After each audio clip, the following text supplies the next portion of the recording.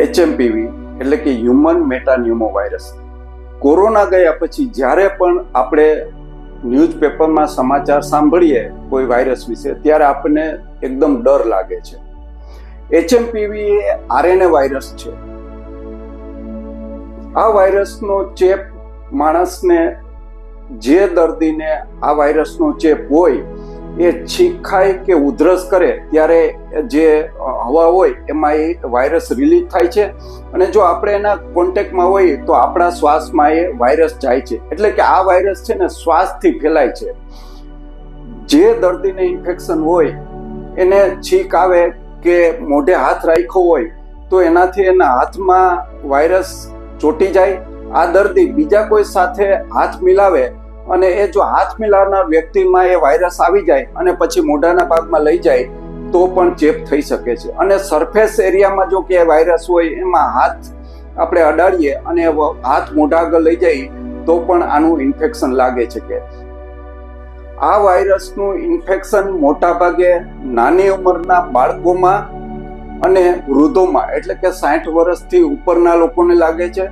સાથે સાથે જે દર્દીની ઇમ્યુનિટી એટલે કે રોગ પ્રતિકારક શક્તિ બહુ ઓછી હોય, જેમ કે જેને ડાયાલિસિસ ચાલુ હોય, કેન્સર હોય અને કિમોથેરાપી ચાલુ હોય, એટલે આવા દર્દીઓને આ ઇન્ફેક્શન વધારે લાગવાના ચાન્સ છે.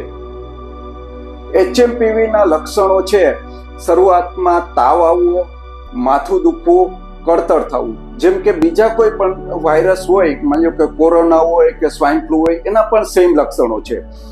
અમુક ઉંમરમાં કે ઓલ્ડ એજના લોકોમાં કે જેની ઇમ્યુનિટી બહુ ડાઉન છે એ લોકોને શ્વાસની તકલીફ થઈ શકે છે.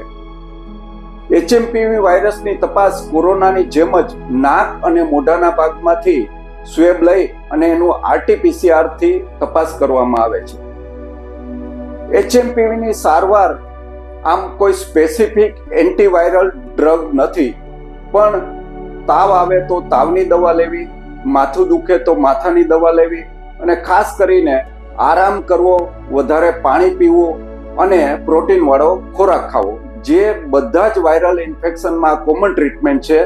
મેઇનલી આરામ, પ્રોટીન વાળો ખોરાક અને વધારે પાણી પીવું આ એની સારવાર છે. જે અમુક કેસમાં જે શ્વાસની તકલીફ થાય છે એના માટે હોસ્પિટલાઇઝ કરી અને ઓક્સિજન અને બાકીની વેન્ટિલેટરની અમુક સારવાર કરવામાં આવે છે.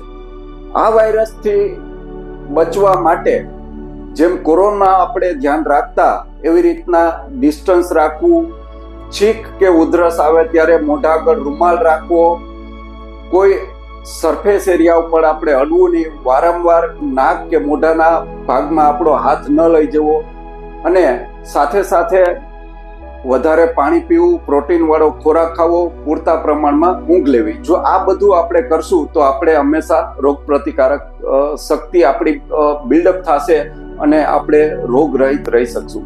Thank you.